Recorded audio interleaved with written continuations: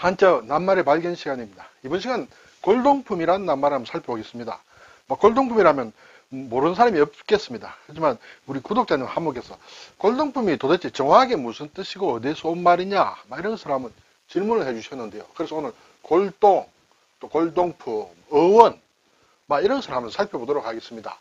근데 솔직하게 말씀드리면 정확하게 무엇이다라는 거는 말씀드리기가 좀 어렵다. 뒤에 나오겠습니다만 자료에도 그렇게 나와 있다. 여러 가지 이론이 있다라는 것을 미리 말씀을 드립니다. 자, 골동은 골은 뼈골이다. 뼈다. 그렇죠. 이것은 우리가 많이 쓰지만은 동자는 잘 쓰지 않습니다. 네, 생활 용어로는 골동, 골동품 정도에만 쓴다.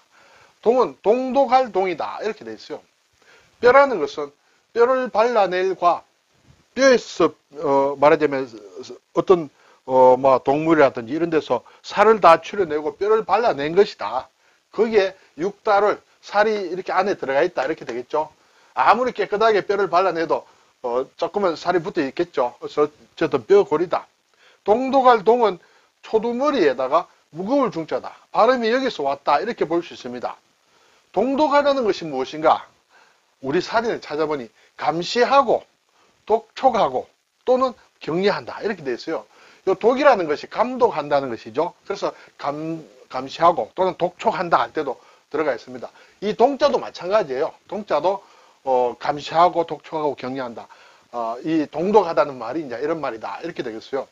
그러면 골동이란 말에서는 동자가 무슨 뜻으로 쓰이느냐? 이런 뜻으로 쓰였다고 보기가 힘듭니다. 그렇죠?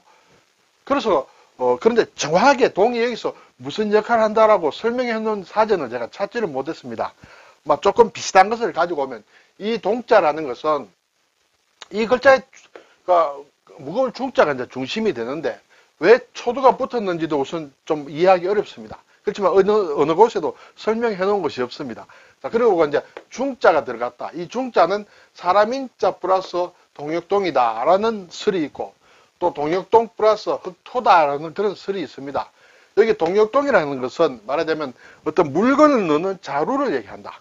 네, 그렇죠. 그래서 이 글자는 무거울 중자라는 것은 자루에 넣어서 하나로 만드는 것을 얘기한다. 한 자루에 넣는다라는 그런 뜻이다. 그러면 보관한다는 그런 의미도 들어가겠죠. 그리고 그런 것은 좀 귀중할 수도 있다. 그래서 이러한 의미로 골동과 관련해서 의미를 굳이 따지자면 좀 새길 수는 있다. 이렇게 되겠습니다. 자, 국어사전을 보니 골동은 우리가 잘 알듯이 오래되었거나 희귀한 옛날에 가구나 기구나 예술품이다. 이렇게 돼 있어요. 그리고 또 여러 가지 자질구레한 것이 한데 섞인 것이다. 네. 일반적으로 골동품 할 때는 이제 이렇게 많이 위에 설명을 많이 씁니다. 그렇죠? 좀 오래됐고, 그렇죠? 보통 요즘 골동품 기준이 만든 지 100년이 돼야 된다라는 그런 기준이 있는 것입니다. 그렇지만 또 자질구레한 것이 한데 섞였다. 앞에서 봤듯이 이 동자에는 어떤 자루에 무엇을 넣는 것을 얘기한다. 그래서 잡다한 것이 들어가 있는 그런 의미로 쓰였다. 이렇게 볼 수가 있겠습니다. 그래서 골동품이라든지 이런 얘기도 많이 합니다만 이것은 국어사전에 보면 고동이라고도 나와 있습니다. 오래된 뼈골자가 아니라 옛골자 오래된 것을 어떤 물건이다. 또는 고완이다.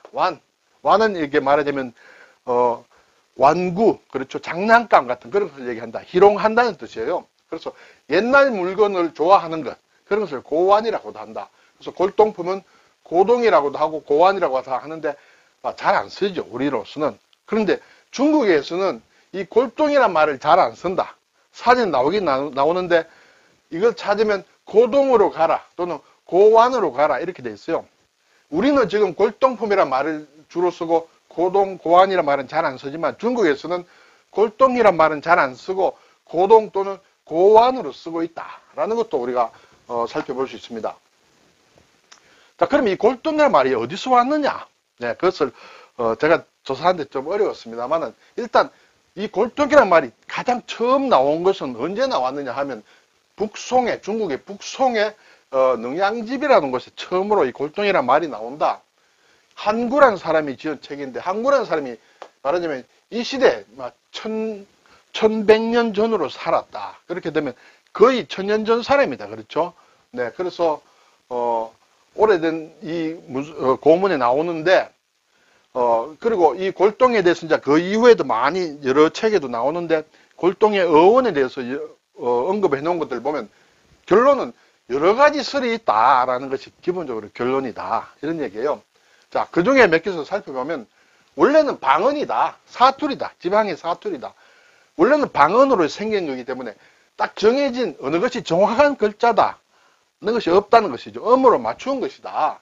그리고 그러므로 당연히 뜻도 불분명하다라는 것이 하나가 있다. 또 두 번째는 이것은 같은 종류가 아닌 잡다한 고기물이다. 오래된 말하자면 막 그릇 같은 물건이다, 이렇게 돼 있어요. 여기 동에는 뭔가 자루에 무엇을 잡다하게 집어넣듯이 하는 막 그런 의미가 조금 들어가 있습니다. 그리고 세 번째로 보면 골과 동을 글자를 한 자씩 새겨서 설명해 놓은 것이 있는데, 골이란 것은 옛날 것의 본질이다. 골, 뼈라는 것은 어떤 살아있을 때, 그렇죠, 그것의 본질이다, 이런 것이에요. 그것이 정화를 얘기한다. 정화. 예를 들어서 육부골존이다. 고기는 살은 썩 없어지지만은 뼈는 남는다는 것이에요. 그래서 이 골동의 골은 아주 옛날 것의 본질을 얘기하는 것이다. 그럼 동은 무엇이냐? 동은 명효라고 이렇게 되어 있어요. 명효. 이것은 중국 뜻으로 보면 잘 알고 있다, 또는 아주 조예가 깊다, 통달했다, 정통하다, 이런 뜻으로 이제 의미가 들어가는 것이요. 우리나라식으로 하면 명효라는 것은 내일 새벽이라는 뜻이에요. 내일 새벽이 아니고 중국에서는 잘 안다는 그런 뜻이에요. 그래서 옛날의 것의 본질에 대해서 잘 꿰뚫고 있다, 잘 안다, 그런 의미가 골동이라는 것이에요. 그래서 결국은 골동이라는 것은 명효, 잘 안다. 명효, 무엇을 잘 아느냐? 고인 소유지 정화. 고인, 옛 사람들이 가지고 있었던 것의 정화, 본질을 잘 알고 있는 그런 것을 골동이라 한다, 이렇게 이제 설명을 하고 있다는 것이죠. 그런데 여러 가지 설이 있고 정확히는 잘 모른다, 이렇게 되겠습니다. 그리고 또 하나, 일본 사람이 이제 일본의 유명한 한학자였던 백천정이다, 시라카와 시즈카 선생이 한 얘기는, 홀동이 원래는 홀동이었다. 홀이 무엇이냐 하면 거의 서이지 않는 글자다. 헌 그릇을 얘기한다. 한번 서고 난 그릇이다. 서고 난 것을. 그래서 지금도 골동품은 오래된 것을 얘기하죠. 그래서 홀동이 골동으로 바뀌었다, 이렇게 주장을 하고 있고, 또 어떤 사람은 고동이다. 고동. 옛날에 동이라는 것은 청동 그릇을 얘기한다. 청동기를 얘기한다. 옛날에 청동기에서 나왔다, 이렇게 얘기를 합니다. 그런데 후에 학자들이 문헌을 살펴보니까 이 고동이란 말이 사실은 이 골동이 나온 이후에 나온 말이다. 예, 그래서 이것은 순서상으로 맞지 않는다. 예, 맞지 않는다. 막 이런 의미를 가지고 있습니다. 그리고 또 이제 예를 들어서 골동품 가게다. 골동품 가게. 골동품 가게는 골동행이라고 하는데, 이것은 칠보를 파는 가게를 골동행이라고 했다, 옛날에 중국에서. 행이라는 것은 이제 가게를 얘기하죠. 점포를 얘기한다.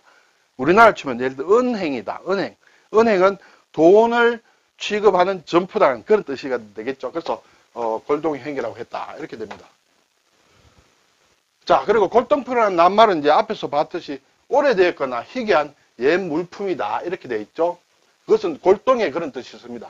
그리고 골동에는 또 뭘 잡다한 것을 의미한 것도 골동으로 되어 있는데, 골동품이란 낱말에는 오래되었거나 희귀한 옛 물품을 얘기하고, 또 의미가 좀 변해서 시대 감각을 잃은 무딘 사람이나 그런 물건을 비유적으로 이르는 말이다.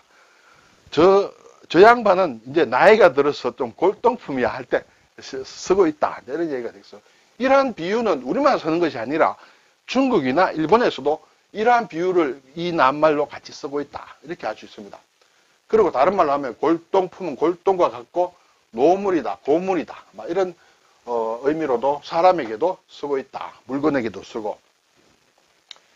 자, 그리고 우리가 골동하면 이제 잘 아는 게 골동반이다, 그렇죠? 밥반이다. 앞에 골동이라는 말에는 잡다한 것이 섞였다고 했습니다, 그렇죠? 그래서 고기나 나물 따위와 여러 가지 양념을 넣어 비벼 먹는 비빔밥을 골동반이라고 한다. 근데 일본에서는 골동반이라고 씁니다. 근데 자주 쓰지는 않지만 이 낱말이 있는데, 중국의 사진에는 골동반이라고 나오지 않습니다. 반반이다. 반은 이제 섞는다는 뜻이죠. 이렇게 섞는. 그래서 골동반이라는 말을 쓰고, 또 우리가 골동면은 이제 말하자면 비빔면이다. 이렇게 볼 수 있죠. 골동이라는 낱말을 지금 이 정도만 쓰지 그 외에는 생활용어는 잘 안 쓴다. 그렇지만 동독이다. 예, 동독, 감독한다. 막 그런 말이다. 그러죠. 앞에서 감시하고 뭐 감독하고.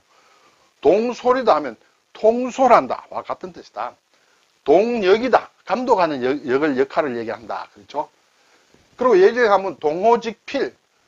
동호라는 사람의 고돈부시라 해서 죽음을 두려워하지 않고 사실 그대로 적는 역사학자, 역사의 필을 동호직필을 한다. 이렇게 되죠. 오늘 골동품이라는 말을 살펴봤습니다. 일본과 우리는 골동품을 그대로 쓰고 있다. 중국에서는 지금 사진에 나와 있지만은 실제로 쓰는 것은 고동 또는 고완이라고 많이 쓴다.